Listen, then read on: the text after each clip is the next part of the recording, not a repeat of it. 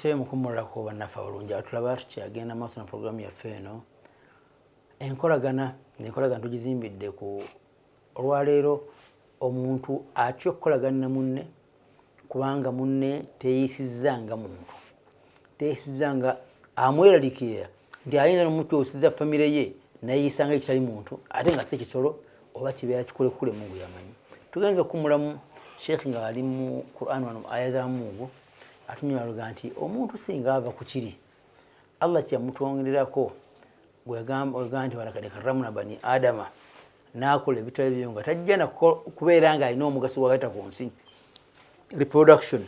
kalo yaba muntu waawa wetubadde awo seeka taba muntu wa kubanga aba avudde ku ntegeera ey'obuntu aba avudde ku butonde kanagaba yamutonda n'ekyamutonda batakyakimanyi kirabudde mutandikwa nkugamba katonda yatutonda naye tulina okumanya nti yalina okulagira kiki tukola kubanga okutegeera okwaffe kuli short tuli short sighted tulaba kumpi oyinza okubanga ekigenda tukimanyi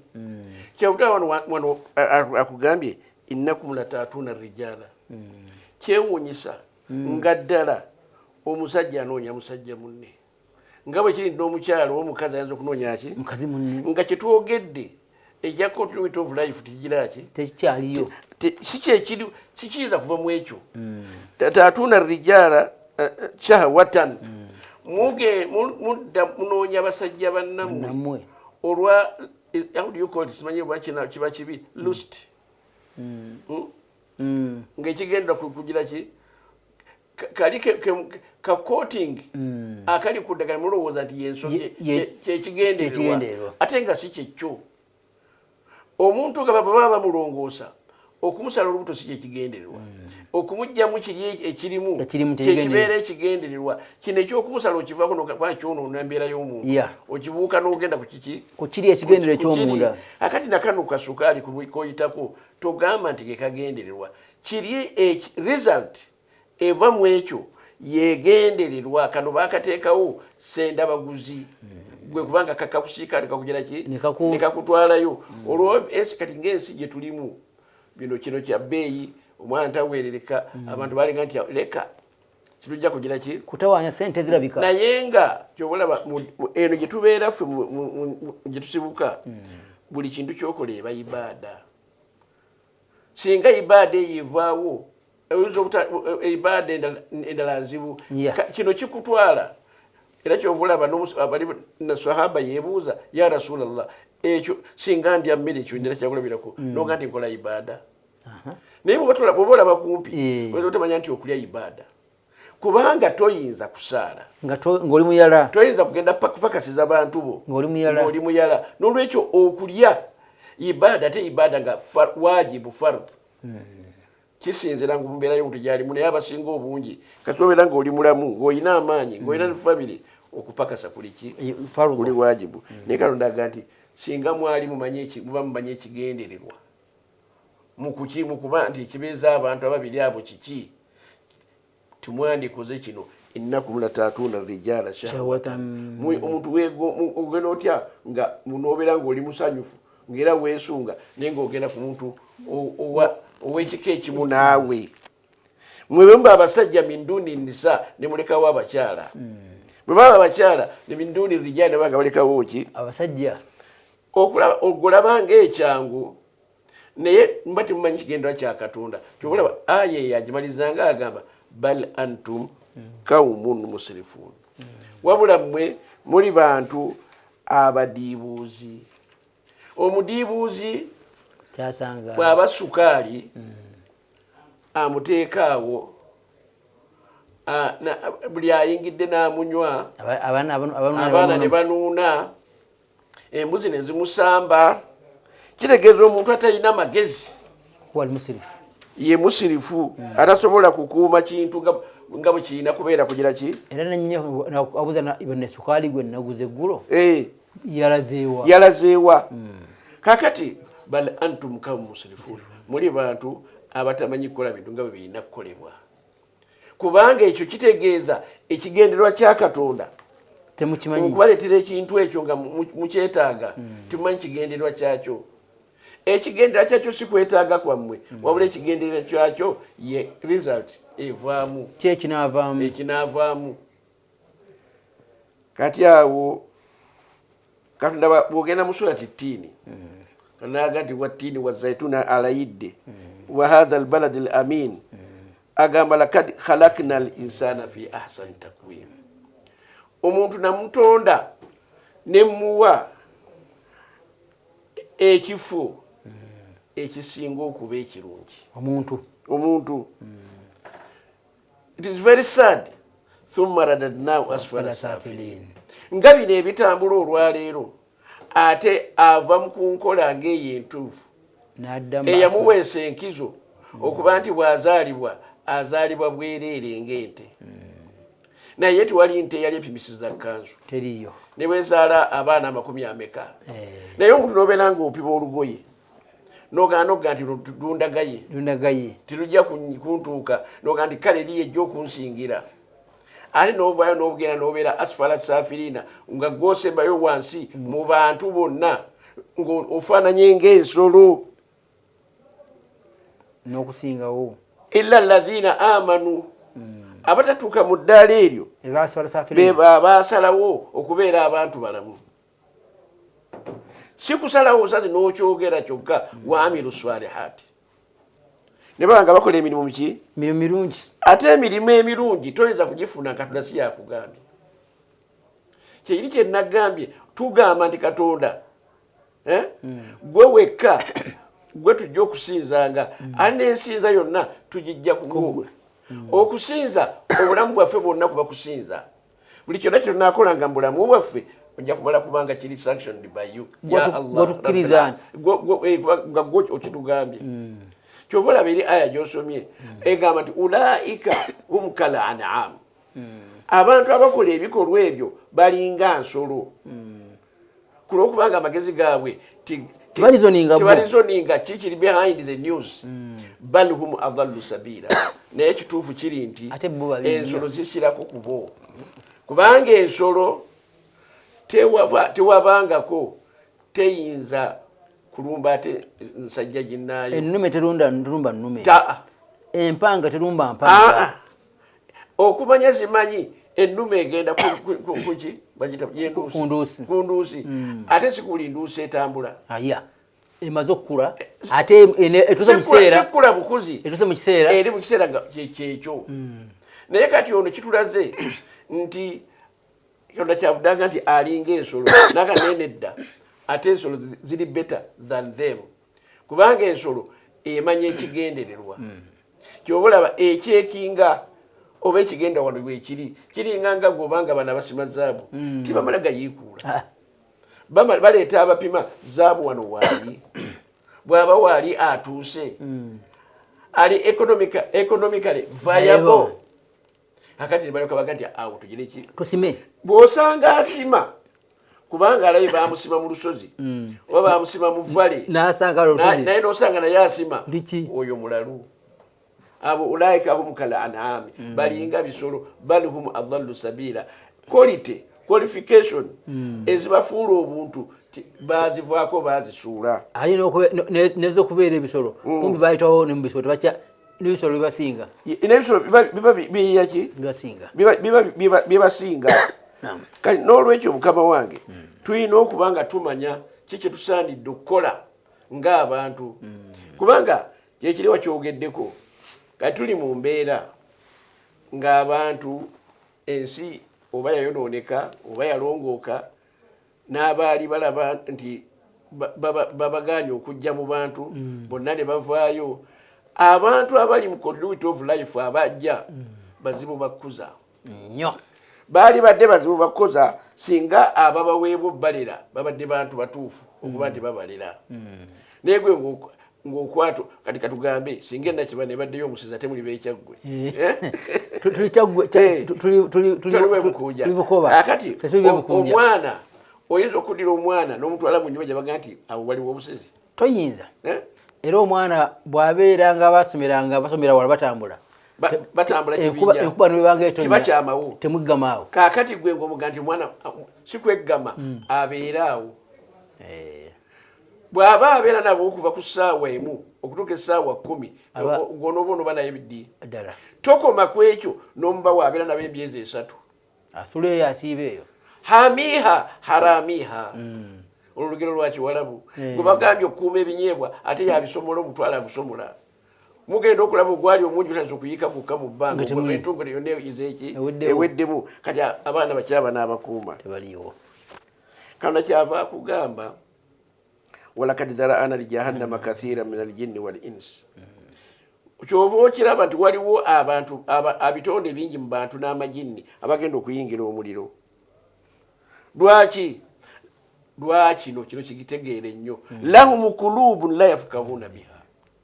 kubanga katonda yabawa emitima processors mweziri munda mu kompyuta zaabwe tezanalizinga tezikola walahum ayunun la yubsiruna biha bayina amaaso tigabayamba kulaba walahum adhanun bayina n'amatu la yasmauna biha ulaika kalanami ayiri gye nasomye abo balinga ki balinga bisolo bal hum adhallun wabula ate bo babi babuze nnyo okusinga ebisolo kulwokubanga bakola ebikolwa n'ebisolo byo bitakola olaye qualities zokana yakuwa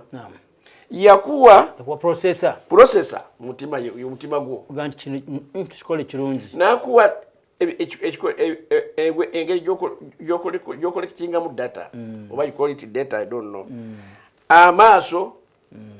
n'amatu byebicollectinga byebireeta information yonna kyolabye kyanalyzing kyowulidde kyanalyzing kubanga oli muntu katonda yatutonda nti basajja nabakazi why was it just kisoboka talina nsonga lwaki yatukola bwatyo ate bwe kiba bwe kityo lwaki gwe okikyusa ogenza okulaba nga kyemukola bwe munakikola emyaka 3 singa tugambye nti ab'essaza ly'egindi bo babeere bwe batyo bakkiriziddwa ate singa nze nali nga gavumenti njiwa amagezi ng'eyaffe twali baga nti abakyagala baluwa mujje nti baabano nga tubatwala nga tulaba kazinga tulina ebizinga bawimeka mu nnyanja nga tubagambe mubeere eyo amalwaliro tujja gabawa n'amasomero ate amasomero ga tebageetaaga kubanga tebazaala bateeke eyo kazinga babeere ku kazinga tuzimbayo malwaliro tituzimba masomero nga babaterayo buyutu daara ebyobwononefu byonna nga bwebatuula eyo generation yaabwe ogiwa myaka 3 nga bonna baggwawo kati ekyo kyebakolerera era ensi eno katonda yaliba buli nnaku bagituusa ku lunaku lw'enkomerero nga katonda nabagituusaayo kubanga tukole experiment tubaga nti wali buzibu poliisi timulwana n'amakomera tubawadde byammwe mubeereeyo n'abasirikale ba poliisi ne president bajja bava mu mmwe n'abalamuzi babeere bammwe kubanga bagamba buli bantu balinamu abantu kati tubawe babeerewa babeereeyo ensejja titubagobye bugobi tulina ebizinga biki bingi babeereeyo naye balina continuity bajja kukomaawo then ekigendererwa kibabuuse continuity of life yegendererwa yokka kulwokubanga ffe basigire ba Katonda ebyo bikola bye baleeta biba biyamba malayika bye byayogera ku byagamba Katonda ojja kusaayo aboonoonyi bagenda babeere corrupt mu nsi ensi tejja kuterera tibajja kugizimba wadde nabo okwezimba ng'abantu babeere nga bajja kubeerawo olubeerera kulwokubanga tewali muntu ayina alkhulud yajja kubeerawo olubeerera babega bakola ebintu byabwe mufa ne muvaawo ne mugenda abanaabaddira mu bigere abanaasikira obugagga bwammwe abanaasikira amayumba gammwe abanaasikira mu kintu kyonna kye mukoze banaabeera baani era abaliddawo Katonda ati kyonyisa abala ne bava mu ggulu ati kiraga kyovudde Katonda akugamba nti ulaika kala an'ami abo balinga bisolo amagezi gaabwe tikukola bal hum adallu sabila kubanga bino ekya processor n'okucollectinga data ng'okozesa amatu n'amaaso babirina byonna naye tebibayamba bweba tebibayamba bifu tibikoze kubanga bibayamba okuva mu bubuze bwe balimu kitege tata wange kati kyaba akwogeza ko walillahi al asmaul husna biki ebintu ebyo byonna Katonda tuyina okumumanya nga tukole byayagala nga tukole ebyo byayagala kuba Katonda akugamba nti au takulu innama ashraka abauna min qablu wa kunna dhurriyatan min ba'dihim mu musango mwagala kugussa mugante ebizibu byonna olwakuba bakadde baffe bebabira ki bebabireta bino afatuhulikuna bima faala almubtilun kati fwe yala kutuvunaana abono gye bakira kibi bakola agati nga bwe mbanyonyola wakadhalika nufassiru alayati zino aya zezikulembera eri ey'abantu okubaga nti abo bagende mu muliro kubanga Katonda yatuwa amagezi n'atunyonyola n'ebigambo atugamba kadhalika nufassiru alayati bwe ntyo bwennyonnyola ebigambo byange walaallahum yarji'un oba oliawo nga binaabayamba ne badda ku kituufu watlu alayhim naba alladhi atainahu ayatina bagandi waliwo omuntu gwe twawa ebyamagero byaffe ebigambo byaffe fansalaha minha ye n'abivaamu faatbaahu shaitaanu ye n'abeera nga shaitaani yemwetwadde yemuvuga fakaana min alghawin n'abeera nga ali mubuze akati Katonda bino ebigambo abitusomedde twagambye yatunyonyola ekyokukola okitegedde kulwokubanga Katonda agamba nti omuntu tiyasoboka wamaktahama al-akaba tiyasobola kusomoka akasozi akyamuka okusomoka akasozi kubanga yali okukozesa amagezi ge gokka wama kunna muadhibin hatta nab'atha rasula wa in min ummatin illa khala fiha nadhir ebintu bino tukozesa kuba Katonda akulaga nti message nkulu nnyo tituyinza kwemalirira naye atulaza kitugira ki twetaaga message tuyina okukola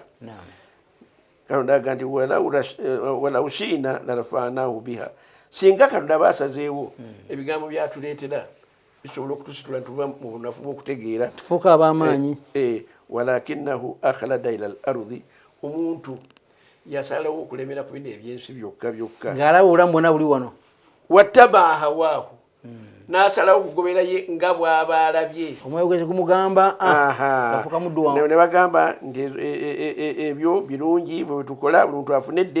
eddembe liriko ekkomo kubanga Katonda baba yakola ekintu nga kiriko ekigendererwa gwe bwova ku kigendererwa oba okola kigendererwa kyekiramu kino ekirala kyokola tekiriyo aga nti omuntu mu mbeera efaanana bw'etyo kamathali lkalbi alinga mbwa in tuhmil alayhi yalhath bw'ogigoba emisinde egende wejja au tatrukuhu yalhath ne bw'ogireka nebeera ng'eri awo tera webeera nga tegira kitewe muntu ono Katonda singa teyakuwa kulungama era wali badde obuze ate ne bwaleese okulungama era osigadde obuze kubanga bakuwandika kyovolaba bw'ava anagamba ekireeta ekyo walakad dhara'ana li jahannama Katonda yasalawo nti abantu abamu bagire ki bayingire omuliro abalala badde naye tusaba Katonda abantu kulwokubanga ekituyingiza omuliro akiringiza abantu omuliro ogwo n'abalala ne bayingira ejjana nkozesa ya bwongo Katonda bwe yatuwa bw'obukozesa mu ngeri ennamu ekituufu mwenna mukiraba ate n'oyinza okubeera omuno kati kino kikigira naye collectively abantu abatudde awamu ne mukubaganya ebirowoozo ne mulaba nti kyekisaana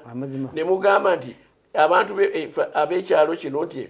tugenda mu kyalo kyabali ne tulya mu kasasiro n'ogamba n'abaana be munaazaala basiime nti kyemukola kyekyo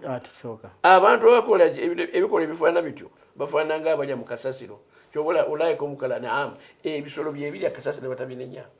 n'omuntu alina ebisolo bye ng'abirunda bulungi era tabikkiriza kulya mu kasasiro biyinza n'okuliramu obuveera n'obulwadde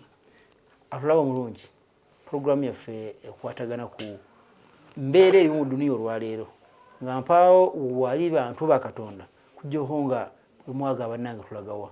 omuzadde yalikirira omwana waliwo ebigambo byabanga ebiziwedda okwogera n'omwana wo naye olwaleero bw'onaasirika ayinza okweta ebitabo bikyamu so ebitabo bituufu n'olwensonga eyo tukoze mukadde waffe Sheikh Abubakar